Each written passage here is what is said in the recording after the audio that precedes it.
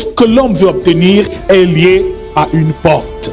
La porte de la bénédiction existe, la porte de la santé existe, la porte de la prospérité existe, la porte même de la richesse et de l'abondance existe. Le problème, c'est que l'ennemi, c'est aux portes, effectivement, qu'il vient nous assiéger et nous empêcher d'entrer dans notre héritage. Les portes de la santé divine vont s'ouvrir. Les portes de la prospérité vont s'ouvrir. Et que toutes les portes qui étaient encore fermées s'ouvrent au nom de Jésus. Le chrétien ignore que les portes existent et fait les prières sans au préalable avoir béni les portes de sa vie. Et quand l'ennemi veut nuire à une famille, c'est à la porte de la maison qu'il vient faire des incantations, verser des libations. Alors quand le sorcier arrivera à l'église, il s'attaquera à la porte qui est le lieu qui donne accès à la grâce et à la plénitude dans un environnement. Il viendra maudire la porte de chez toi et quand il aura maudit, aucune bénédiction ne pourra donc entrer. Je déclare au nom de Jésus-Christ que toute malédiction faite sur la porte de ta maison est détruite au nom de Jésus-Christ. Il y a les portes dans nos villages, les portes des nations, les portes des pays, les portes des continents. Donc ici, il faut comprendre que les portes sont des principes spirituels. L'une des portes essentielles, c'est l'autel de Dieu. Chaque fois qu'il y a un autel quelque part, c'est une porte qui donne dans le spirituel.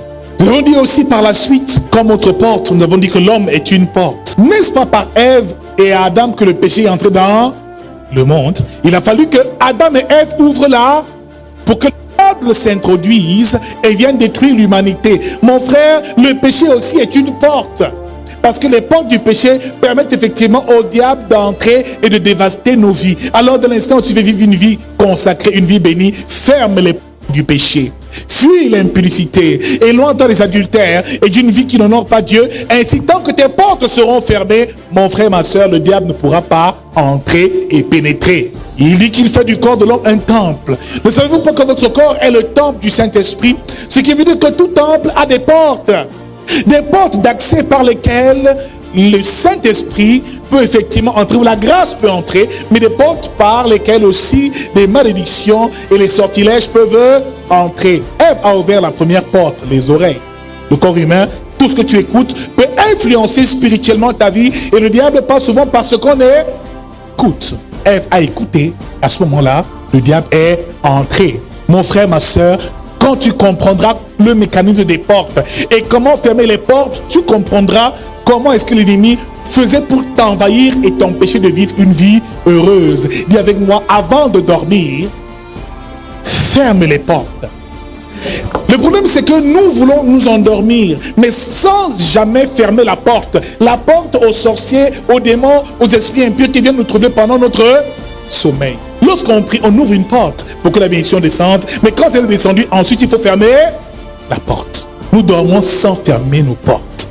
Bien-aimés dans le Seigneur, la porte d'une maison sert à introduire et à faire entrer des gens, mais aussi à protéger notre habitat et notre maison. Dès l'instant où tu sauras comment fermer les portes, ta vie sera bénie au nom de Jésus-Christ. Il y a quelqu'un, je ferme les portes ce soir. Je ferme la porte aux sorciers. Bien-aimés dans le Seigneur, les sentiments diaboliques tels que la peur, la jalousie, la méchanceté, les œuvres de la chair nous font ouvrir les portes en permanence. C'est pour cela que dès l'instant où on est chrétien, il faut apprendre à fermer ces portes pour que l'ennemi ne vienne pas tout dévaster. Et Jésus le savait. Des personnes qui se mettent encore dans la colère. La colère aussi est une porte. Chaque fois que tu te mets en colère, tu ouvres les...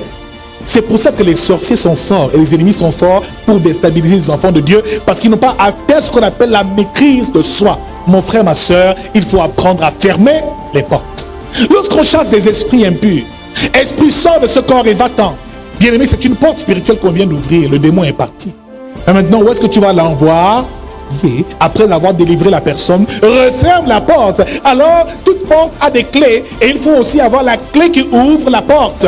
Bien aimé, il dit, je donnerai la clé qui ouvre le royaume des cieux. Ce qui veut dire que cette clé a pour but d'ouvrir la porte. Il n'y a pas de porte sans clé. Mon frère, pour que Dieu ouvre les portes de ton mariage, il faut avant qu'il te donne les clés du mariage. Pour qu'il te donne accès à la richesse, que tu aies accès à la richesse, tu dois avoir les clés qui ouvrent la porte de la richesse et de l'abondance, comme le roi Salomon il a demandé à Dieu quoi? La sagesse. À cause de la sagesse, Salomon a eu richesse, abondance, comme aucun homme ne l'a jamais eu sur la terre. Ici, la clé représente la vertu nécessaire qui permet à Dieu de te bénir, avoir accès à une autre dimension dans ta marche avec Dieu et dans ton élévation. Mon frère, il est important de comprendre que tout est une question de portes et de clés. Même la Bible est un ensemble de clés que Dieu nous révèle pour ouvrir les portes de notre destinée. Il faut donc pouvoir les ouvrir et découvrir quelles sont ces clés.